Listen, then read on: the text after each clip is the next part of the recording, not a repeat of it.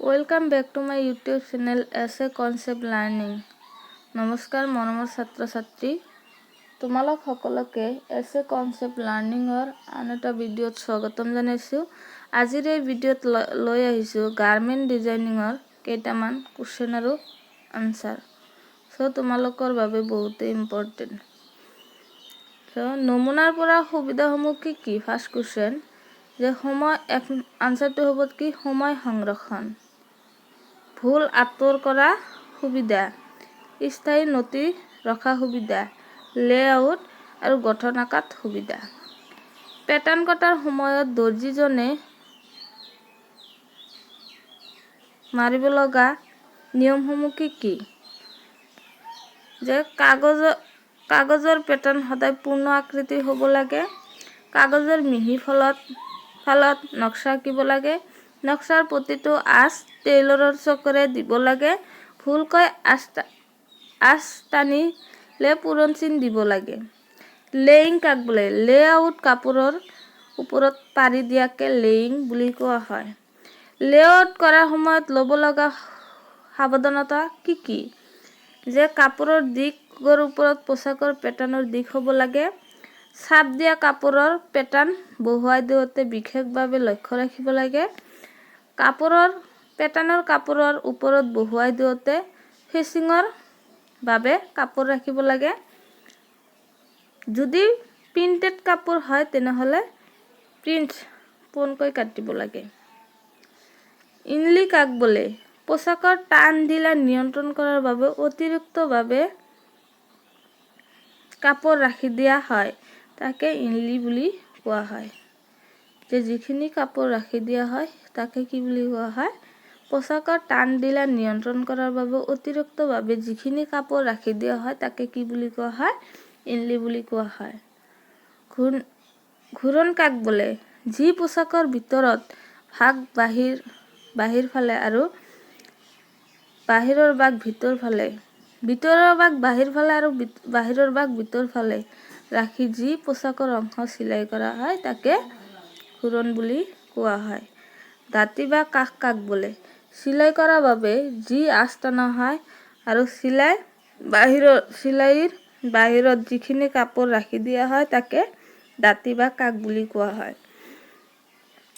পোছাকৰ জোখ লোৱা ক্ৰমসমূহ কি? পোছাকৰ জোখ লোৱা ক্ৰমসমূহ হ'ল ১ নম্বৰত গ্ৰাহকৰ শৰীৰৰ জোখ ল'ব লাগে, ২ নম্বৰত জোখ অনুসৰি কাপোৰ জুৰিব নে নাই সেয়া লক্ষ্য কৰা উচিত, ৩ নম্বৰত নক্সা আঁকি চাব লাগে, ৪ নম্বৰত পেটাৰ্ণ আঁকিব লাগে, পেটাৰ্ণ বহুৱাই টনা আঁচৰ ওপৰেৰে কাটিব লাগে, ৬ নম্বৰ পোছাকবোৰ ইস্ত্ৰি কৰিব লাগে। প্ৰতিকূল বা দুখজনক উৎসৱ কেনেধৰণৰ পোছাক পৰিধান কৰিব লাগে? যে প্ৰতিকূল বা দুখজনক উৎসৱৰ কাৰণে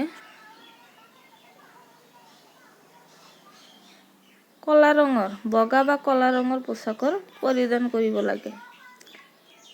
মহাৰাষ্ট্ৰ পুৰুষ আৰু মহিলাৰ সকলে কেনেধৰণৰ পোছাক ব্যৱহাৰ কৰে? যে পুৰুষবিলাকে লং পেণ্ট আৰু মহিলাবিলাকে বিশেষ ধৰণৰ শাৰী। কাপোৰ চিলাই কৰাৰ সময় ল'ব লগা প্ৰয়োজনীয় যিকোনো ৫টা বস্তুৰ নাম লিখা। সূতাৰ নল, বিভিন্ন ৰঙৰ বুটাম, তাৰপিছত হ'ল যে নম্বৰ হাত বেজী, বিভিন্ন নম্বৰৰ হাত বেজী, বিভিন্ন নম্বৰৰ মেচিনত দিয়া তেল। পোছাক বিকাশৰ যুগ কেইটা আৰু কি? পোছাকৰ বিকাশৰ যুগ হ'ল ৮টা।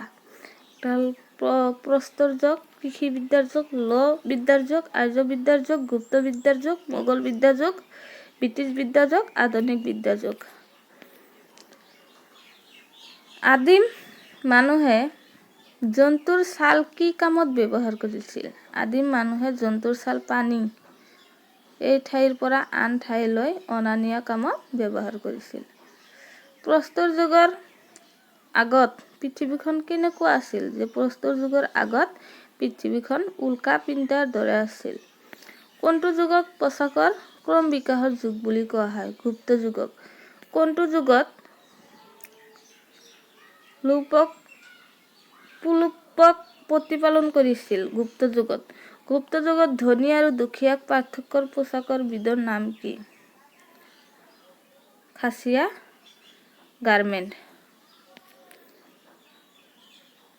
সভ্যতাৰ দোকানকালি বুলিলে কি বুজায়? যে পোচাকৰ পৰিধানে সভ্যতাৰ ধমকালি বুলি কোৱা হয়। ধকমকালি। যে জাতি পৰিচয় দিয়াৰ উপাদান দিয়াৰ নাম কি? জাতি পৰিচয় দিয়াৰ উপাদান দিয়াৰ নাম হ'ল পোচাক। 1980 চন আৰু 1981 চনত ভাৰতে কিমান মিলিয়ন চামৰা পোচাক ৰপ্তানি কৰিছিল? 52 মিলিয়ন চামৰাৰ পোচাক ৰপ্তানি কৰিছিল। সম্পদৰ চাৰিত্ৰিক উপাদান কেইটা আৰু কি কি? সম্পদৰ চাৰিত্ৰিক উপাদান চাৰিটা। এটা হ'ল উপকাৰিতা, এটা হ'ল স্থানান্তৰ, এটা হ'ল বাহ্যিকতা, এটা হ'ল বাৰ্ষিকতা আৰু এটা হ'ল কি অভাৱ অনাটন। উৎপাদন কেইটা আৰু কি কি? চাৰিটা। এটা হ'ল মাটি, এটা হ'ল শ্ৰমিক, এটা হ'ল মূলধন আৰু এটা হ'ল কি সংগঠন। বজাৰ জড়িত কৰাৰ বিধিসমূহ কি কি? এটা হ'ল উদ্যোগৰ নাম, এটা হ'ল মালিকৰ নাম আৰু ঠিকনা, এটা হ'ল অঞ্চলৰ নামৰ ঠিকনা, এটা হ'ল উদ্যোগে অধিকাৰ কৰিব পৰা অঞ্চলৰ চাৰিসীমা, কি কি ডিজাইনৰ বস্তু উৎপাদন কৰা হয় আৰু উৎপাদনৰ বস্তুগণৰ মানদণ্ড। উদ্যোগ এখন গঢ়ি তুলিব হ'লে কি কি বিষয়ৰ ওপৰত গুৰুত্ব দিব লাগে? যে উদ্যোগ এখন গঢ়ি তুলিবলৈ হ'লে এইখিনিৰ ওপৰত বেছি গুৰুত্ব দিব লাগে। এটা হ'ল স্থান, এটা হ'ল চাৰিওফালৰ পৰিৱেশ, এটা হ'ল গড়, এটা হ'ল কৰ্মীৰ দক্ষতা, এটা হ'ল উৎপাদিত বস্তুৰ নমুনা, আন এটা হ'ল উৎপাদিত বস্তুৰ গুণগত মানদণ্ড, এটা হ'ল কৰ্মী নিয়োগ আৰু এটা হ'ল কৰ্মীৰ বেতন। কাৰখানা এখন পৰিদৰ্শন কৰোঁতে কি কি দিশ লক্ষ্য কৰিব লাগে? যে কাৰখানা এখন পৰিদৰ্শন কৰিবৰ বাবে তলত দিয়া দিশসমূহ লক্ষ্য কৰিব লাগে। এটা হ'ল উদ্যোগটো প্ৰথমে কি পৰ্যায়ত আৰম্ভ কৰিছিল? 2 নম্বৰটো হ'ল যে উদ্যোগৰ উৎপাদিত বস্তুৱে বজাৰ দখল কৰিবলৈ সক্ষম হৈছে নে নাই। 3 নম্বৰটো হ'ল যে বজাৰৰ মানদণ্ড আৰু চাহিদা অনুযায়ী বজাৰৰ দক্ষতা কৰিব পাৰিছে নে নাই সেয়া লক্ষ্য কৰিব লাগে। 4 নম্বৰটো হ'ল যে উৎপাদিত বস্তু বিজ্ঞাপন কি পদ্ধতিৰে দিয়া হৈছে সেয়া লক্ষ্য কৰিব লাগে। 5 নম্বৰটো হ'ল বিজ্ঞাপন দিওঁতে খৰচৰ হাৰ।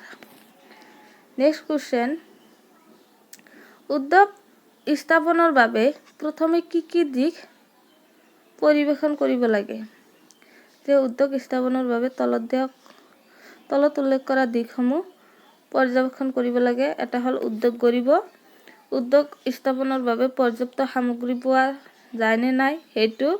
উদ্যোগ স্থাপন কৰা অঞ্চলৰ বজাৰৰ স্থিতি কেনেধৰণৰ। আন এটা হ'ল মূলধনৰ পৰিমাণ। ব্যৱসায় আৰম্ভ কৰা পৰ্যায় কেইটা আৰু কি কি? ব্যৱসায় আৰম্ভ কৰা পৰ্যায় হ'ল 3টা। এটা হ'ল নিম্ন পৰ্যায়, এটা হ'ল ক্ষুদ্ৰ উদ্যোগ আৰু এটা হ'ল মধ্যমীয়া পৰ্যায়ৰ উদ্যোগ। কিমান টকা বিনিময় কৰিলে মাইক্ৰছ এণ্টাৰপ্ৰাইজৰ অন্তৰ্ভুক্ত হয়? 25 লাখতকৈ কম টকা বিনিয়োগ কৰিলে মাইক্ৰছ এণ্টাৰপ্ৰাইজ অন্তৰ্ভুক্ত হয়। কিমান টকা বিনিয়োগ কৰিলে স্মল এণ্টাৰপ্ৰাইজ অন্তৰ্ভুক্ত হয়? 25 লাখতকৈ বেছি কিন্তু 5 কোটিতকৈ কম।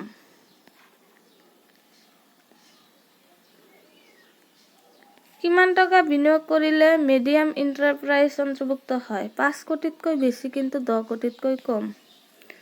ডিঙি ৰেখা কাক বোলে? পোচাকৰ সৌন্দৰ্যতা বৃদ্ধি আৰু পোচাক পিন্ধাৰ সুবিধাৰ বাবে ডিঙিৰ চাৰিওফালে যি ৰেখা টনা হয় তাকে কি বুলি কয়? ডিঙি ৰেখা বুলি কোৱা হয়। বজাৰৰ খবৰ পোৱা 2টা প্ৰতিষ্ঠানৰ নাম লিখা। এটা হ'ল জিলা উদ্যোগ কেন্দ্ৰ আৰু এটা হ'ল ৰাজ্যিক উদ্যোগ সঞ্চালন। এটা হ'ল DIC আৰু এটা হ'ল SDI।